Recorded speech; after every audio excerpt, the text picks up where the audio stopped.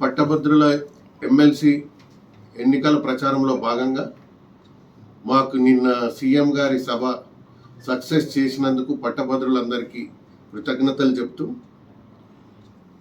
ఈ నిన్న నుండి బండి సంజయ్ గారు పాపము ఎట్లా మాట్లాడుతుండంటే ఆయనకు ఓటమి భయం పుట్టుకుంది. బండి సంజయ్కి ఓటమి భయం పుట్టుకొని అంత పొంతన లేని మాటలు మాట్లాడుతాడు. ఆయనకు ఒకటే చెప్పదలుచుకున్నాను, బండి సంజయ్ గారు, మీరు సీఎం గారు ఎందుకు ప్రచారంకి వచ్చిన ప్రశ్నిస్తున్నారు. మీరు అంటే ఆ పార్టీ పిలిచింది, మీరు కూడా వస్తే బాగుంటుంది, నిరుద్యోగులకు పార్టీ ప్రభుత్వం ఒకటే అని నిరుద్యోగులకు భరోసా కల్పించడానికి పార్టీ ఆదేశాల మేరకు సీఎం గారు వచ్చి ప్రచారం చేయడం జరిగింది. నువ్వు దాన్ని తీసుకుపోయి ఆయన కూటమి భయం పుట్టుకుంది అంటే నీ కూటమి భయం పుట్టుకుంది. ఎప్పుడైనా పార్టీ ప్రభుత్వం అనేది భరోసా కల్పించడానికి నిరుద్యోగులకు పట్టభద్రులకు అరే ఈ కాంగ్రెస్ క్యాండిడేట్ ఉన్నాడు, మరి ముఖ్యమంత్రి గారు ఎందుకు రాలేదు, మరి మా పట్టభద్రులకు మా నిరుద్యోగులకు తన కూడా వచ్చి చెప్తే బాగుంటుంది కదా, వాళ్ళకు భరోసా ఇస్తే బాగుంటుంది కదా అనే పార్టీ ఆదేశం మేరకు వచ్చి ప్రచారం చేయడం జరిగింది. దానికి అంతరార్థంతో ఏం చేస్తుండే, ఏదో గెలిచిపోయినట్టు పగటి కలర్గా అంటుండు. నేను ఛాలెంజ్ చేస్తున్నాను, ఇప్పటికి కూడా బంపర్ మెజార్టీతో గెలుస్తున్నాం. మీ కల్లిబొల్లి మాటలకు ఎవ్వరు ఇది చేయరు. ఎందుకంటే మేము వచ్చి 12 నెలలు 14 నెలలు అయింది. అందులో కొద్ది 6 నెలల మట్టుకు మాకు ఎలక్షన్ కోడ్లే ఉండే. ఆ 14 నెలల్లో 59,000 ఉద్యోగాలు ఇచ్చినాం. మళ్ళీ ఇప్పుడు ఈ ఎలక్షన్ కోడ్ అయిపోగానే అంగన్వాడీ పోస్టులు 14,000 వస్తున్నాయి. ఇవన్నీ ఓర్వలేక ఇప్పుడు వాళ్ళ క్యాండిడేట్ ఆయన మీద 30 కోట్లు తీసుకొని నాకు టికెట్ ఇచ్చిండ్రు, మీతో ఏం అవసరం రా అన్నారు. అది ఆ దృష్టి మలిచడానికి ఇట్లాంటి అపోహాలు సృష్టిస్తుండ్రు. అంటే వాడికి అర్థం కాని విషయము, పార్టీ చెప్తేనే కదా రేవంత్ రెడ్డి గారు వచ్చి ప్రచారం చేసింది. ఎందుకు ప్రచారానికి పిలిచారు మా పార్టీ? మన ఫస్ట్ టైం మన మహేష్ కుమార్ గౌడ్ గారు పిసిసి ప్రెసిడెంట్ అయినాక మన నిజామాబాద్ డిస్ట్రిక్ట్ ఎలక్షన్ అవుతుంది కనుక తన రిక్వెస్ట్ మేరకు సీఎం గారు రావడం జరిగింది. వచ్చి ఎందుకు? నిరుద్యోగులకు పట్టభద్రులకు ఒక భరోసా కల్పించడం, మా చిత్తశుద్ధిని శంకించొద్దు, మేము మీ కొరకు ఉన్నామని చెప్పడానికి వచ్చిండు. అంతేగాని ఈ బోడి బండి సంజయ్నో వీళ్ళను అసలు వాళ్ళు పోటీనలే మాకు. వాళ్ళంతా దొంగలు ఊర్లు పంచుకున్నట్టు ఉంది. బీఆర్ఎస్ వాడు కలిసి నేను ఈ రోజు అడుగుతున్నాను, బీఆర్ఎస్ నాయకులకు వాళ్ళ గుండెల మీద చేసుకొని చెప్పమని, వాళ్ళకు బీజేపీకి ఓటేసేయమని వాళ్ళు ఎందుకు అనుకుంటారు? మరి ఎందుకు అదే మన కాంగ్రెస్ వానికి వేస్తే ఏం పోతుంది? ఎట్లాగో నీకు క్యాండిడేట్ లేడు కదా. మేము తెలంగాణ ఇస్తేనే కదా మీ 10 ఏళ్ళు బతికి సంపాదించుకుంది. మరి అసలు సంపాదించుకున్న వాళ్ళు మాకెందుకు ఓటేయద్దని చెప్తారు?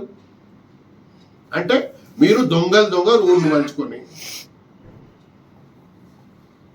అరే ఒక విచిత్రం ఏంటంటే సీఎం గారు ఎందుకు వచ్చారు ఓటమి? అరే పిచ్చోడా, ఇప్పుడు చూద్దాం ఇప్పుడు 27 నాడు ఎట్లుంటుందో రిజల్ట్. ఎందుకు? అది పార్టీ ఏమన్నది, మహేష్ కుమార్ గౌడ్ గారు చెప్పారన్న మీరు వస్తే బాగుంటుంది, కొద్దిగా ఫస్ట్ టైం అన్న పిసిసి ప్రెసిడెంట్ అయినాక ఈ ఎలక్షన్ వచ్చింది కనుక సరే అని తన రావడం జరిగింది. ఇప్పుడు రేవంత్ రెడ్డి గారు పార్టీ ఏది చెప్తే అది చేస్తాడు. ఇప్పుడు వాళ్ళు ఏమంటారు, అరే అన్న మీరు వచ్చిండ్రు, మరి ముఖ్యమంత్రి వచ్చి చెప్తే మాకు ఇంకా నమ్మకం ఉంటుండే కదా అని పట్టభద్రులు ప్రశ్నించకుండా ఉండటానికి, వాళ్ళకు భరోసా కల్పించడానికి నిన్న సక్సెస్ చేశారు అందరూ. వాడెవడో జిల్లా ప్రెసిడెంట్ ముఖం తెలియదు, ఆడ గ్రాడ్యుయేట్లే లేరని పక్కన బంది లిస్టుతో సహా ఇప్పుడు చూపిస్తున్నాం, మా లిస్టుతో సహా మేము పోయి ఆడ కూర్చున్నాం. అరే లేనిపోనిది ఎందుకు అంటే వాళ్ళకు ఓటమి భయం పుట్టుకుంది కనుక ఈ విధమైన దుష్ప్రచారాలు చేస్తున్నారు. అయినా నేను మా పట్టభద్రులకు మా నిరుద్యోగులకు అందరికీ రిక్వెస్ట్ చేసేదంటే, ఓపిక పడితే అన్ని 1 by 1 నెరవేరుస్తూ ఉన్నారు. ఇప్పుడు ఈ ఎలక్షన్ కోడ్ కాగానే 14,000 అంగన్వాడీ పోస్టులు వస్తాయి. అంటే ఇవి ఉద్యోగాల భర్తీలు కాదా? మళ్ళా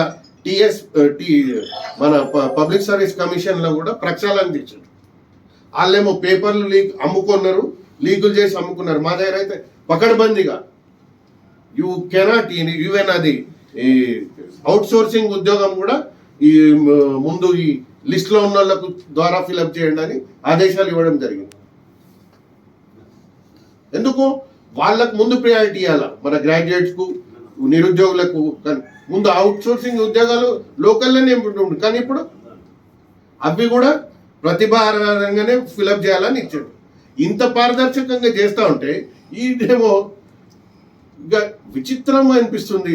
బండి సంజయ్ గారు ఎట్లా హోమ్ మినిస్టర్, కేంద్ర హోంశాఖ సహాయ మంత్రి ఉన్నాడు. మళ్ళీ బీసీ కులగణన చేసినది కాంగ్రెస్ పార్టీ. ఇప్పుడు అందుకని నేను బీఆర్ఎస్ నాయకులకు, బీసీ నాయకులకు చెప్తున్నా, అరే మీరు జీవితంలో చేయండి, మీ కాంగ్రెస్ పార్టీ చేసింది. మా మనస్సాక్షిగా, ఆ మనస్సాక్షి కోసమన్నా మా కాంగ్రెస్ పార్టీకి ఓటేయండి. బీఆర్ఎస్ నాయకు ఎట్లాగో మీ క్యాండిడేట్ దిక్కులేడు, ఆడపోయి మీ ఓడేమో ఫామ్ హౌస్లో అంటాడు. కాకపోతే మీ మనస్సాక్షికి బీసీ కులగణన చేసినందుకు కృతజ్ఞతగా బీసీ టీఆర్ఎస్ నాయకులు, గ్రాడ్యుయేట్లు అందరూ కాంగ్రెస్ కోటేయాలి. మంచి భారీ మెజార్టీతో గెలుస్తారు. ఆయన ఏమన్నాడు స్పీచ్లో కూడా, మీకు పట్టభద్రులు నిరుద్యోగులకు అందుబాటులో ఉంటాడు ప్రభుత్వం. అదే మా రేవంత్ రెడ్డి గారు కూడా అదే చెప్పారు కదా. సో దాన్ని తట్టుకోలేక వీళ్ళు ఓటం భయం పట్టుకొని ఈ దుష్ప్రచారం చేయడం ఎంతవరకు భావ్యం? ఇక మా కేటీఆర్ అంటుండు, ఎస్ఎల్బిసి టన్నల్ దగ్గర మంత్రులు, కన్సర్న్ ఇరిగేషన్ శాఖ మంత్రి, కన్సర్న్ జిల్లా మంత్రి, మళ్ళీ నలుగురు ఎన్నికల ప్రచారంకి వచ్చినాడు. వీనికి ఎంత బుద్ధి లేదు? వీళ్ళు అయ్యా కొండగట్ట హనుమానుల దగ్గర 60 మంది చచ్చిపోతే పోయినా.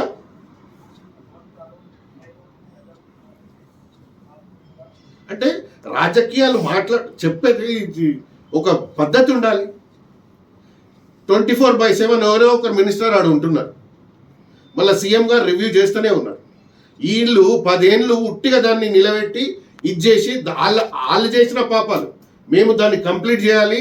156 గ్రామాలకు తాగునీటి వస్తుంది, 3 లక్షల ఎకరాలకు సాగునీరు వస్తున్నది, డబ్బులు లేకున్నా కానీ ప్రియారిటీ బేసిస్లో ఎస్ఎల్బిసి కంప్లీట్ చేద్దామంటే అది దురదృష్టంతో జరిగింది. దాన్ని ఎవరు చేయకూడదు. ఇంతకుముందు 2009లో వర్షంతో ఒకసారి ఆడ ప్రమాదం జరిగింది. దాన్ని కేటీఆర్ ఏమో అదంట పట్టించుకుంటలేడు. ఈయన ఎన్నికల ప్రచారం, ఈయనకి ఎంత బుద్ధి లేదో అర్థమవుతుంది